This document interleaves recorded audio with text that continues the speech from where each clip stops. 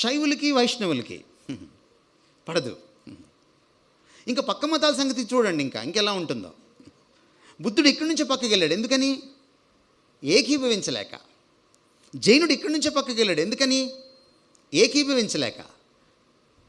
నానక్ ఇక్కడి నుంచే పక్కకి వెళ్ళాడు, ఎందుకని? ఏకీభవించలేక. మతంతో వచ్చిన సమస్య అది. ఈ రాత్రి మనం మతానికి అతీతంగా ఆలోచించాలి దేవుణ్ణి. మతంతో ఇదే ప్రాబ్లం వస్తుంది. ఎందుకు వస్తుంది ఈ క్లాష్? మీరు ఎక్కడికైనా ప్రపంచంలో వెళ్ళి చూడండి.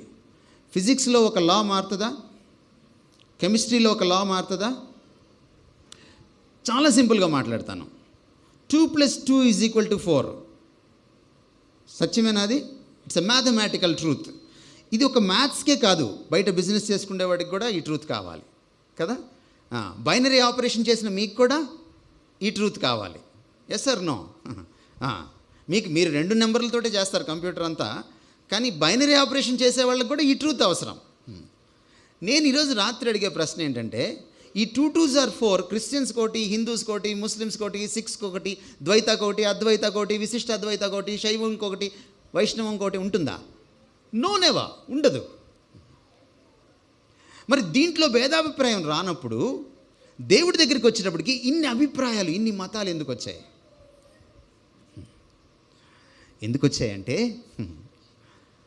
నేను అంగారకుడిని అర్థం చేసుకోగలను, కానీ అనంతమైన దేవుడిని అర్థం చేసుకోలేను. ఎందుకంటే అంగారకుడిని రీచ్ అవ్వగలను, అనంతమైన దేవుడిని రీచ్ అవ్వలేను. ఎందుకంటే అంగారకుడు అనంతం కాదు. I can understand. దేవుడు అనంతుడు కాబట్టే మనకి పిచ్చెక్కి అర్థం కాక ఏదో ఒక టైంలో ఏదో ఒక పాయింట్కి సెటిల్ అయిపోయాం మనం అన్నప్పుడు మనుషులందరి గురించి మాట్లాడుతున్నాను నేను, భారతీయులందరి గురించి మాట్లాడుతున్నాను, ప్రపంచంలో అన్ని మతస్థుల గురించి మాట్లాడుతున్నాను నేను. God cannot be understood unless he comes down and tell me who he is.